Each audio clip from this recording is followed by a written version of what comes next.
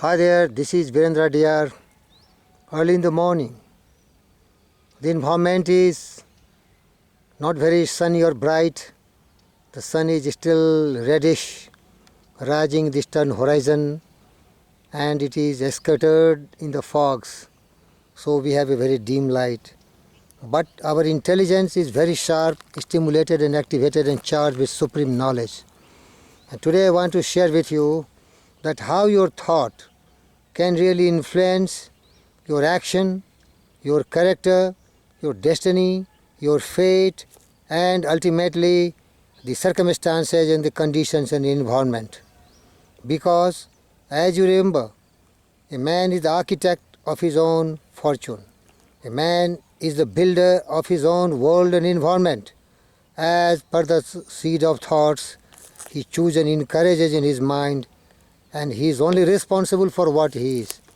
Thought in the mind has made man, and what a man is, that has been wrought by thought and nothing else.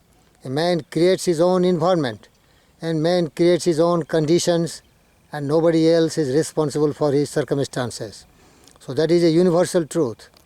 And for you, my beloved friends who are listening to me, must remember that you can create your own world, which can be really fragrance, beautiful, blessedness, and you will breathe a very, very comfortable and easy life because you are enlightened and you know exactly what to do and what not to do in this world. Remember, your thought controls your destiny.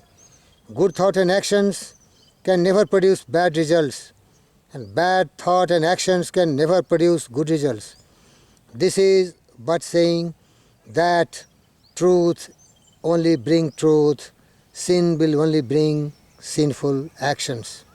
Man understands this law, but he does not know that as he thinks, so he does, and as he do, that way he creates his own conditions and circumstances. And he is wholly and solely responsible for everything else. In this world, people are shadowed by sorrows and scorched in the fierce fire of suffering. That is just because of their inner thoughts. Their inner thoughts reflects their outer environment and conditions. So if a man has really modified his thoughts, which is pure, based on truth and justice, and he always follows the path of truth, justice, peace and non-violence, his life will be really fragrant and he will never be scorched in sorrows and suffering of his life. Suffering is always the effect of wrong thought in some direction. It is an indication that the individual is out of harmony with himself, with the law of his being, with the law of love. The sole and supreme use of suffering is to purify, to burn all that is useless and impure. Suffering ceases for him who is pure, who is truthful, who is following the path of justice, who follows the path of the law of the universe, who is following the laws of nature. That person will never suffer in life, so that is in your control. Control your thought, control your action, and control your character, and finally you shape, build, and create your destiny and fate, and you become the master of your soul, and you become the captain of your future. That is absolutely in your control. The circumstances which a man encounters with suffering are the result of his own mental inharmony. The circumstances which a man encounters with blessedness are the result of his own mental harmony. Blessedness is the measure of his right thought. Wretchedness is the measure of his wrong thought. A man may be cursed and rich, he may be blessed and poor. Blessedness and riches are only joined together when the riches are rightly and wisely used, and the poor man only descends into wretchedness when he regulates his lot as a burden unjustly imposed. Beloved friends, you should never blame others for what you are today. They are both creation of your own thought, and the environment is your reflection. Beloved friends, you remember, you will be rightly conditioned until you are happy, healthy and prosperous being, and happiness, health and prosperity are the result of your harmoniously adjustment to your inner with the outer. That is very important. As you think, that you will create the environment. So you have to maintain a harmony with your thought, with your action, and then you will be great. A man only begins to be man when he ceases to whine and revile, and commences to search for the hidden justice which regulates his life, and he adapts himself to that regulating factor. He ceases to accuse others as the cause of his condition and builds himself up in a strong and noble thought, ceases to kick against circumstances, but begins to use them and aids to his more rapid progress, and as a means of discovering the hidden power and possibilities within himself. Remember it, my dear friends. Law is the dominating principle of the universe. Justice is the soul and substance of life, and righteousness is the molding and moving forces in the spiritual government of the world. Remember it. Never be confused. Never follow the path of injustice, and never follow the path of corruption. That will create hell for you. Your whole life will be miserable and full of sorrow, suffering, grief. That is inevitable. As you sow, so you shall reap. Giving and receiving. To every action there is an equal and opposite reaction. And the law of compensation will always come in action. Cause and effect will always be governing your life and principles. Beloved friends, I also tell you, a particular train of thought, if you allow to persist it, be it good or bad, cannot fail to produce its results on your character and circumstances. You cannot directly choose your conditions and circumstances, but you can choose your thoughts, where you have supreme control and command, an unquestionable right to think the way you like, and so indirectly you surely will shape your circumstances.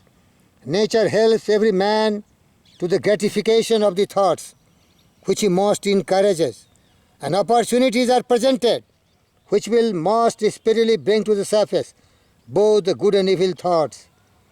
Let a man cease from his sinful thoughts, and all the world will soften towards him and be ready to help him. Let him put away his weakly and sickly thoughts, and you will find opportunity will spring on him, and try to head him and aid him. He is a strong resolve to make him whatever he dreamed to be and desired to be, and that is in his own control, because he is controlling his mind and directing it toward the attainment of what he minds, and he never allows the weeds of sinful thoughts to really grow in the rich harvest of his noble thoughts, great thoughts, and supreme thoughts, which is resulting in real conditions and environment, which is congenial to his peace, love, and prosperity, and simultaneously to the growth and prosperity of the entire humanity. Let him encourage good thought, and no hard fate shall bind him down to the wretchedness and shame. Beloved friends, that is the message I want to really convey you in the early hours where it is very foggy. But still, the thought, what is shared with you, is just very sharp and very bright. It can penetrate your heart, mind, and really encourage you to believe in yourself and try to control your mind. The greatest victory of a man is to be disciplined, to control your mind, and as Andrew Carnegie said, the man who acquires the ability to take full possession of his mind may acquire the ability to take possession of anything in his life what is not hampering and disturbing the rights of other individuals. That is universal truth, beloved friends. So you want to be happy, prosperous, successful, great, just control your mind towards purity, towards noble thoughts. And remember what James Allen wrote, the thought in the mind has made us. What we are was thought was wrought and built. Thought in the mind has made us. What we are by thought was wrought and built. If a man mind has evil thought, pain comes of him, as comes the ox, the wool behind. If a man has noble thoughts, joy follows him as his own shadow sure. Beloved friends, that is true secret. And mind is the master power that molds and makes. Remember it. Let me see you face to face so that I can make some impact on you. Mind is a molding power that will really control your destiny. So by controlling your mind, you can control the whole universe because you have the intelligence and that will govern the supreme world. So mind is the master power that molds and makes, and man is mind, and even more he takes the tools of thought and shaping what he wills, bring forth 1,000 joys and 1,000 ills. Man thinks in secret, but comes to pass, and environment is but his looking glass. Yes, your conditions, your environment, they are all creation of your inner thought. Inner thought. The seed is in yourself, in your mind. The seed of great thought, noble thought, based on truth and justice can make you Abraham Lincoln, can make you Mahatma Gandhi, can make you Andrew Carnegie, can make you Ford, Wright brothers, and all the great savior of the planet Earth. You can become a poet, an author, a philosopher, a thinker, and with your ideas and thoughts, the whole world will be illuminated towards peace, prosperity, blessedness, serenity, calmness, and steadfastness. Come on, arise, awake, and stop not till you have enlightened yourself with noble thoughts and great ideas, which is making you not only live as long as you are breathing in flesh and blood, but after your demise and death, you will reverberate in this universe, in your deeds, in your achievements and success, which will be just like the rising sun, illuminating and removing the darkness of ignorance from the suffering humanity. That is really the purpose of any motivator like Virendra Diyar, or there are a lot more great people who are rendering immense service selflessly to the man, to tell him, be pure, follow the path of truth and justice, always work selflessly. And remember some of the great opinions of some great poets like Rudyard Kipling.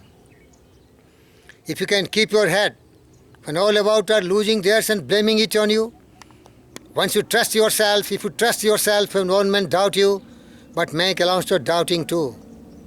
If you can wait and not be tired by waiting, or being lied about, don't deal in lies, or being hated, don't give way to hating, yet don't look too good or talk too wise. Beloved friends, it will go longer and longer, but I just stop here and I encourage you, and I really thank you very much for being a student, ardent, burning desire to be great, to be successful, and to be peaceful, and a life which is full of blessedness, happiness, joy, cheerfulness. And that is all the result of your own thought. Your own thought, think, great, noble, pure, judicious, and always which is in the interest of the entire humanity. I thank you, and I really love you very much. Be happy, be cheerful. Thank you very much indeed.